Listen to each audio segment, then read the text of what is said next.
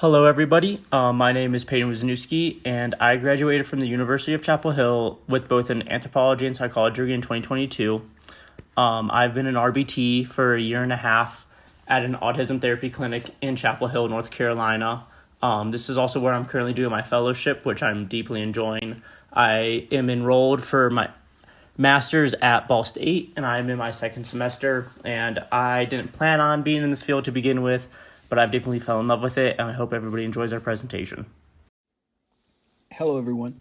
My name is Takeem Poe, and I graduated from Claflin University in 2019 with a Bachelor's of Arts in Political Science. This is my fourth semester here at Ball State University, and I've been in the field of applied behavior analysis for about 4 years, and I've been in RBT for going on 3 years now. I've experienced working in home as well as in the clinic-based settings, and my future goal is to sit for the BCBA exam after graduation. Hi, my name is Vanessa Velasco. I graduated from UCLA with a bachelor's degree in sociology in 2017. I'm currently in my second semester here at Ball State University. In terms of experience in the field, I have 6 years now as an RBT with 10 years of experience working with children in general. And for future goals, I'm looking towards obtaining my BCBA in the future after grad school. Hey everyone, I'm Erica Gray. I graduated at Becker College in 2021 with my undergrad in psychology, and it is currently my third semester here at Ball State University pursuing my master's in ABA. I've been in the field of ABA for just about over 5 years now, working with children and young adults. I have experience working in private schools as well as clients' homes. Most of my previous experience was working in clients' homes with very young children, and for the past year or so I've been working with teenagers and young adults, and it's been amazing. After I graduate and get my master's, I hope to pursue my BCBA certification and become a BCBA. Thank you. Hello, my name is Rachel Popp. I live in Kalamazoo, Michigan. I graduated from Western Michigan University in 2018 with a Bachelor's of Science in Psychology. I am currently in my third semester here at Ball State University, working towards a Master's of ABA in Special Education. My experience in the field over the past 8 years has been both working in school-based and center-based settings as a behavior consultant and behavior technician, working with young children as young as 2 up to young adults as old as 26. My area of interest is in working with young adults with ASD and other disabilities on employment and life skills, specifically social skills. I am looking to obtain my master's in special education and get my BCBA status over the next year to 2 years. Thank you. I want to start off by talking about the purpose for this project. This replication study was chosen because all of the participants reported that they had high social media usage and expressed their desire to decrease their usage and replace that behavior with more productive ones. For example, studying, spending time with family and friends, exercising, or completing schoolwork assignments. The other purpose for conducting this study was to simply reduce the negative impacts that come with high social media usage according to our research. For example, poor time management or cell phone addiction. And lastly, we wanted to build more productive habits. Over the next few slides, I will be describing the methods portion of our replication study. The study was conducted in each individual participant's home, at their work, throughout the community. There were 4 of the 5 participants that live in Eastern time zone. 1 lives in the Pacific time zone. All 5 are graduate students recruited from a special education course 611 Advanced Applied Behavior Analysis at Ball State University. The breakdown of participants is as follows. There are 2 males, 3 females, ranging in age 23 to 45. Participant 1, 23-year-old male Caucasian. Participant 2, 26-year-old male African American. Participant 3, 24-year-old female Caucasian. Participant 4, 27-year-old female Filipino. And participant 5, 45-year-old female Caucasian. For the purpose of this replication study, the operational definition of social media usage is the amount of time represented in minutes per day that every participant spends online on social media use on their smartphone specifically. Social media sites were defined as websites or apps that use posting, commenting, messaging, sharing of pictures or graphics and videos, but it excludes applications that are dedicated towards communication like email, texting, FaceTime calls. The materials for the study include a smartphone with internet capabilities and PC with Windows or Mac with Monterey. A screen time application that records the duration of time spent in each individual application using iOS software on iPhones and Mac computers, the work examiner, and behavior allocation survey. The data collection method is per minute record. This was done by taking daily screenshots of each individual participant's social media usage on their smartphone from the previous day. This was then uploaded into a spreadsheet along with the number of minutes per day. For this replication study, we used a reversal or ABAB design where we collected baseline data for long enough for the data points to stabilize and then moved into the treatment phase of setting the app limits and response cost contingency. We then stayed in treatment for long enough to be able to see what the intervention did to our social media use. And after a period of time, we moved back into return to baseline phase. We then stayed in baseline for a duration to collect data and have those data points stabilize as well. After that, we reintroduced the contingency management and app limits. We did this so that we could isolate the independent variable and demonstrate the efficacy of the contingency management. In the baseline phase, participants were asked to submit their daily social media usage duration, a screenshot of their daily social media usage, their name, and their cohort. And this is all from the previous day's social media data. This was submitted in a Google form created by one of the participants. Participants were sent a reminder text in a group chat with all the participants at around noon Eastern Standard Time if they did not send or submit their previous day's social media data. At the end of the week, participants were also asked to submit any data missed. Participants could not start the intervention if their data wasn't stabilized.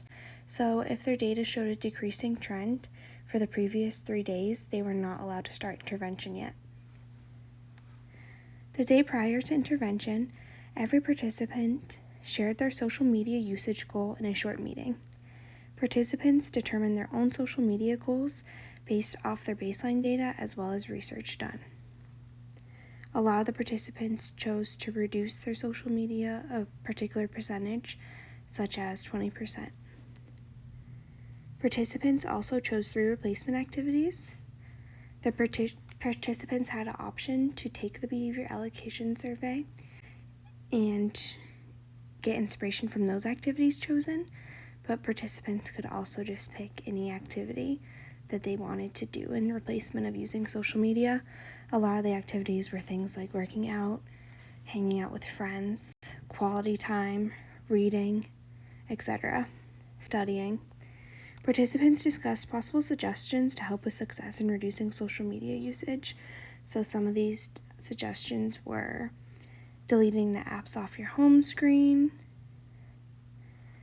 following through with the set limits, etc. Participants in this meeting were also asked to choose a charity they don't support for their response cost.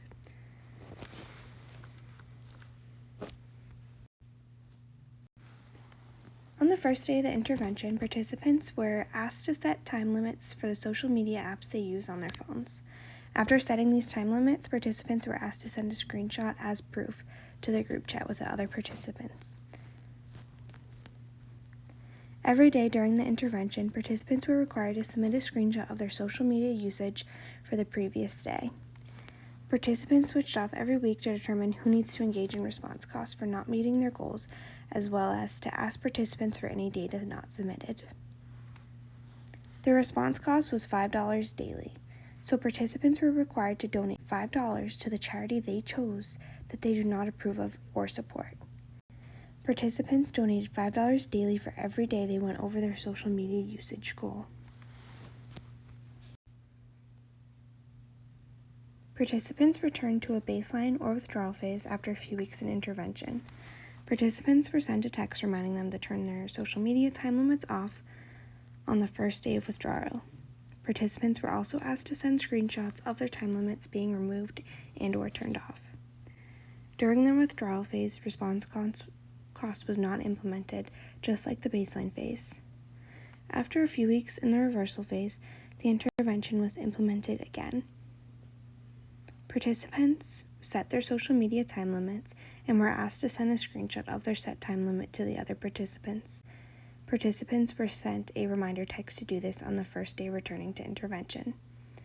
Response cost was implemented during the initial treatment phase and the return to treatment phase. For both the baseline and treatment phases, participants were required to upload a screenshot of social media usage daily via a Google spreadsheet/form for the prior day's social media usage, as discussed before. Using the screenshots, IOA was measured and collected. Exact agreement IOA data was collected and calculated based off the inter-observer and the participants' collected data. Both the participants and the observer had to subtract the duration of time spent on messages and other non-social media apps, such as FaceTime or Google Meet, from their overall social media usage data. IOA data was collected for 100% of the data. The combined exact agreement IOA data for both cohorts was 98%. The individual exact agreement IOA data of the participants ranged from 97% to 100%.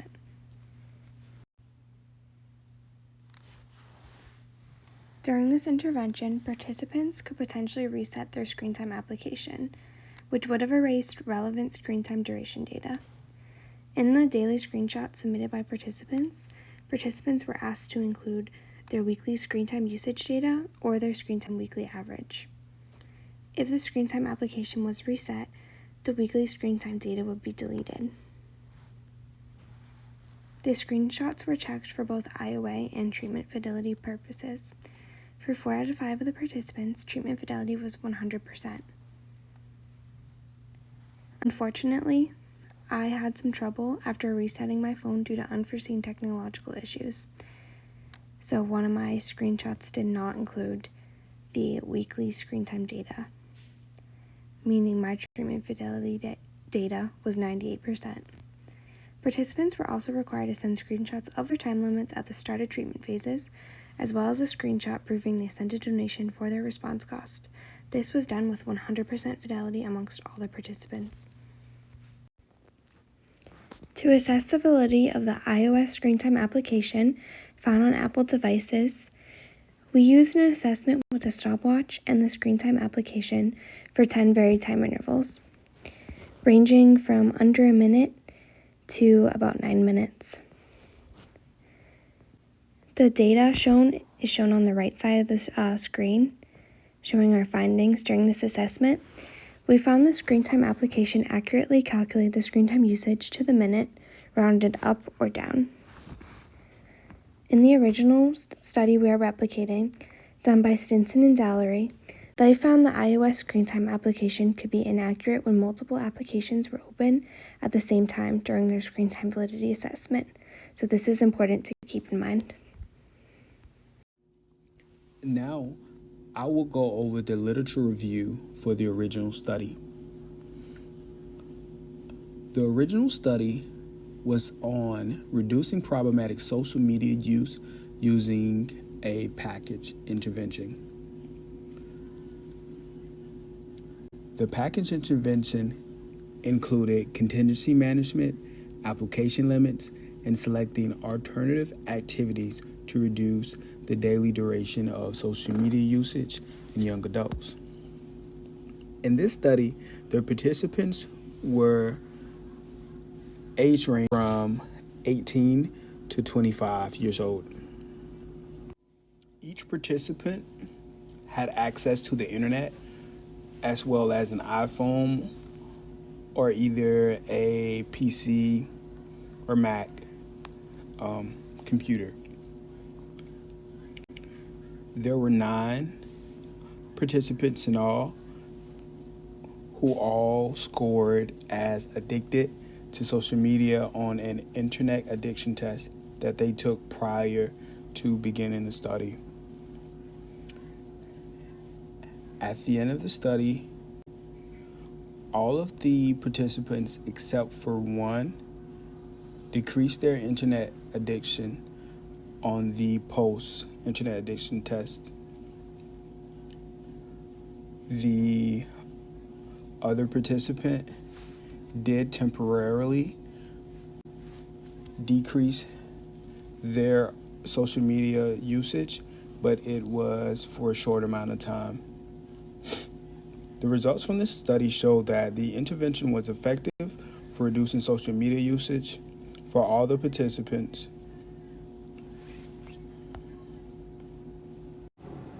In 2022, Taylor Stanley, Christopher Correa, Jessica Irons at the James Madison University Graduate College conducted a study on reducing social media use on smartphones in college students.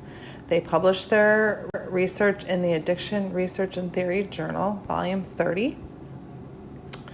And they had 32 participants that were identified as having addiction to social media use on smartphones, defined by 2 hours of use per day or more. And they were put on a contingency management program where they could earn incentives daily for keeping their social media use under a set goal per participant. During the intervention, all participants showed a decrease in their social media use. However, when the contingency management was removed and participants returned to baseline, their social media use then returned to baseline levels. The study determined that social media use, like other addictive behaviors, is something that can be manipulated with contingency management.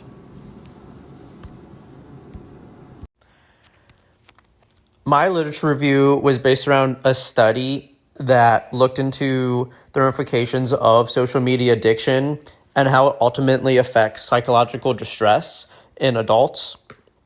This was a longitudinal study that looked at the proposed symptoms and definition of SMA that certain individuals want added as a separate psychological condition. The participants took measures of SMA and psychological distress a year apart, and then the data was analyzed. The symptoms were stable over time for SMA, and these symptoms were often associated with depression, anxiety, and stress, as well as mood-altering behaviors and tolerance being key factors. This study proved that the current SMA definition is strong and targets the right underpinning behaviors. And overall, the conclusion of the study was that SMA can lead to further distress and should be considered as a unique behavior addiction, and this heavily relates to our article, considering that social media usage is a large part of social media addiction. And if decreasing your social media use works with our study, then it can also hopefully lessen depression, anxiety, and stress. In 2019, Ho and his colleagues created 2 studies assessing social media addiction, its impact, mediation, and intervention. In the first study, Ho and his colleagues assessed the relation between social media and mental health, as well as the relation between social media and academic performance. In the first study, they did find that self-esteem played a mediating role in social media use as well as academic performance. In the second study, Ho and his colleagues assessed the effectiveness of an intervention they created to decrease the addictive usage of social media amongst college students. The participants in this study were undergraduate psychology students from a psychology class in China. The intervention created by Ho and his colleagues consisted of a cognitive reconstruction session, daily self-reflection, and they were also sent reminders to do their daily self-reflection. The cognitive reconstruction session occurred at the start of the intervention, and it was about 30 minutes long. Essentially, the participants were asked questions and basically asked to reflect on social media usage. So they were asked questions about the benefits of not using social media, why they think social media may be harmful, etc. After completing the cognitive reconstruction session, participants were asked to come up with 5 advantages of reducing social media and to list these out on a card. The participants were then asked to take a picture of these cards and put them on their desk, just as a reminder of the benefits of reducing their social media. In the daily self-reflection, participants were asked about their thoughts, feelings, behaviors, etc. regarding social media. They were also asked to share their emotional state and how they felt their learning engagement was at. Ho and his colleagues found that the intervention was effective in improving social media addiction, as well as self-esteem, mental health, quality of sleep, and academic performance.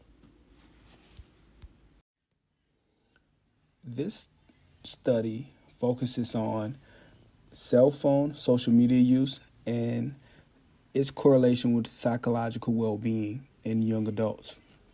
In this study, the participants were 523 undergraduate students between the ages of 18 and 29 years old. In this study, the researchers found numerous positive psychological benefits. For example, social media was found to help foster a sense of belonging and reduce the fear of missing out. They also found numerous negative psychological effects. For example, perceived timelessness while staying physically immobile, and as well cell phone addiction. In this study, all of the participants ranged about 181 minutes per day of social media use. The results of the study found that social media use helped young adults feel more engaged, connected, and interested, and also found that cell phone social media use influences the social life of young adults. DiLorenzo does a literature review that discusses the relationship between attachment styles and internet addiction, particularly in reference to parental attachment. It goes on to suggest that a strong attachment to parents is associated with lower motivation to use the internet as an escape from everyday problems. Secure individuals who accept their emotional needs are less likely to engage in escapism online. And in contrast, insecure individuals, especially those with anxious, avoidant attachment styles may resort to online engagement to compensate for a lack of perceived support from others.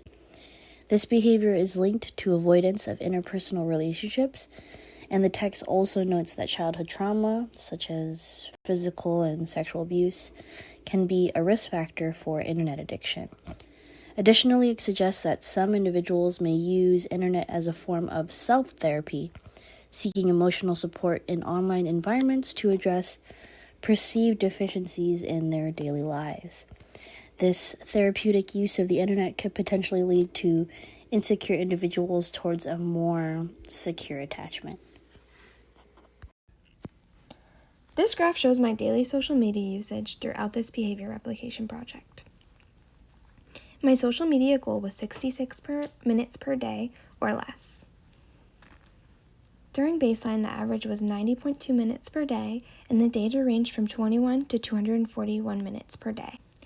The average during intervention was 64.5 minutes per day, right under my target social media goal, and it ranged from 32 to 91 minutes per day. During the initial first phase of treatment, I did go over my goal on 2 different occasions. The withdrawal mean was 74.2 minutes per day, with a range from 38 to 131 minutes per day. On the second phase of treatment, the average was 41.6 minutes per day, and it ranged from 2 minutes to 72 minutes per day. During my return to treatment phase, I did go over the goal 1 time as well. Here is a presentation of my graph. My baseline, in my baseline condition, there is a lot of variability.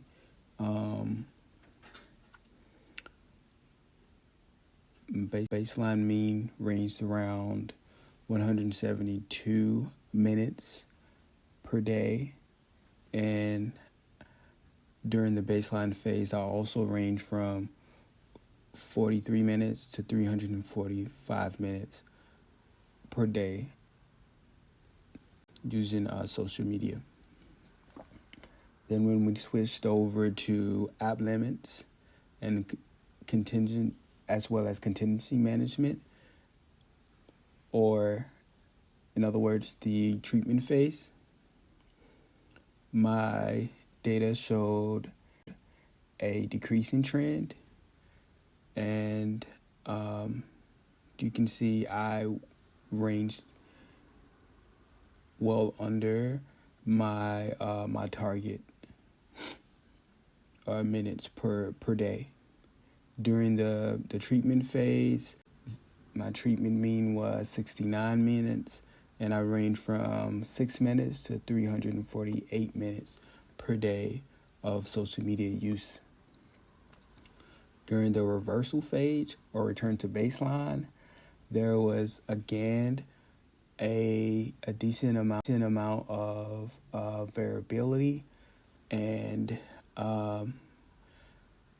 my return to baseline mean was 101 minutes per day, and my return to baseline ranged from 7 minutes to 241 minutes per day of social media use. Then, when we return to treatment or return to app limits and contingency management, my data showed another decreasing trend, which kind of shows that the treatment was effective for decreasing social media usage for me in this study. And my return to treatment mean was 71 minutes per day, and my return to treatment range was 59 minutes to 101 minutes per day. Here is my graph from all the data points throughout the whole replication of the study. With my baseline phase, I ranged from 37 minutes to 313 minutes a day with a mean of 97.75 minutes a day. During treatment phase, my range was between 13 minutes and 70 minutes a day with a mean of 54.17 minutes. Through my withdrawal reversal phase, I ranged between 32 minutes to 222 minutes a day with an average of 133.6 minutes a day. And then when it came to the return back to treatment phase, I was at a range between 24 minutes and 75 minutes a day with an average of 58.5 minutes a day. And the dotted line across my graph was my social media goal of 77 minutes a day, which is roughly around 20 minutes under the mean of my baseline. So here is the visual analysis of my social media usage data. The x-axis represents my session numbers, and on the y-axis there are minutes per day ranging from 0 minutes to 160. The first 11 data points are my baseline data. There is a little bit of variability, and the last couple data points are showing a downward trend. However, overall, my baseline average mean was 86.36 minutes, and that ranged from as low as 26 minutes on the second data point to a high of 141 minutes. I determined that for me and my lifestyle, a goal of 45 minutes was appropriate. So starting on the 12th session, the implementation of the treatment of setting the app limits and response cost contingency,